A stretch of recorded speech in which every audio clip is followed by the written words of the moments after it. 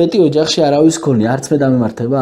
არა, რა თქმა უნდა, ეს შესაძლებელია რომ დაემართოს. ანუ მითია.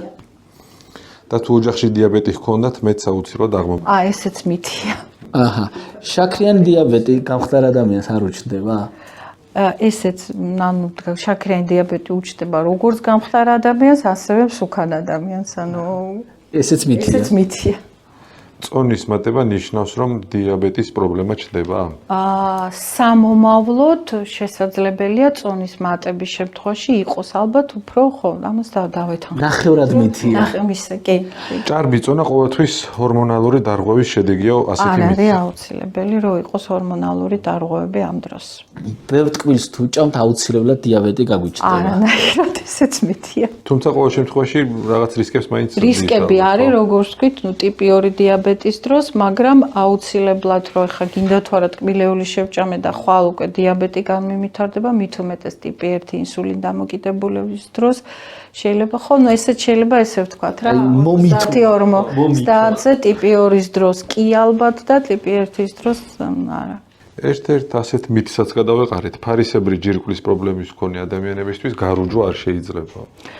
ფარისებრი ჯირკვლის კონკრეტულად უნდა ვიცოდეთ რა პრობლემაა, ეს ნამდვილად არის, კი, სისხლივებს უნდა მოვერიდოთ. უბრალოდ კონკრეტულად იქ არის გარკვეული ფორმები, დაავადებები, რა დაავადებაა ფარისებური ჯირკვლის იმის მიხედვით, ასე რომ ემას შეიძლება დავეთანხმოთ. მაშინ რო ვთქვათ რა დაავადებების დროს არ შეიძლება გარუჯვა განსაკუთრებით უფრო, როდესაც არის ეგრეთ წოდებული ტოქსიურ ჩიხს ვეძახით, ანუ აი იმ შემთხვევაში გრეივსის დაავადება იმ შემთხვევაში განსაკუთრებით, მაგრამ ზოგადად ამას დავეთანხმებოდი. ეს ისეთი დაავადება, რომ ეწოდინება პაციენტს აუცილებლად, ხო? დიახ. ჰორმონალური პრეპარატების მიღებას თუ დავიწყებთ, მაშინვე წონაში მოვიმატებთ?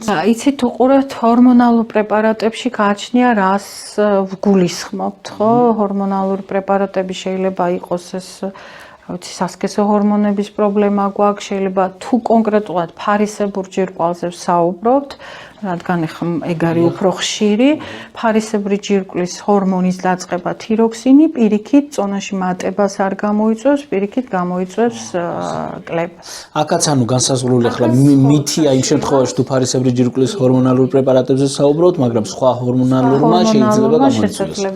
გასაგებია. და კიდევ ერთი ფარისებრი ჯირკვლის პრობლემა მხოლოდ ზრდასრულებს აწუხებთ.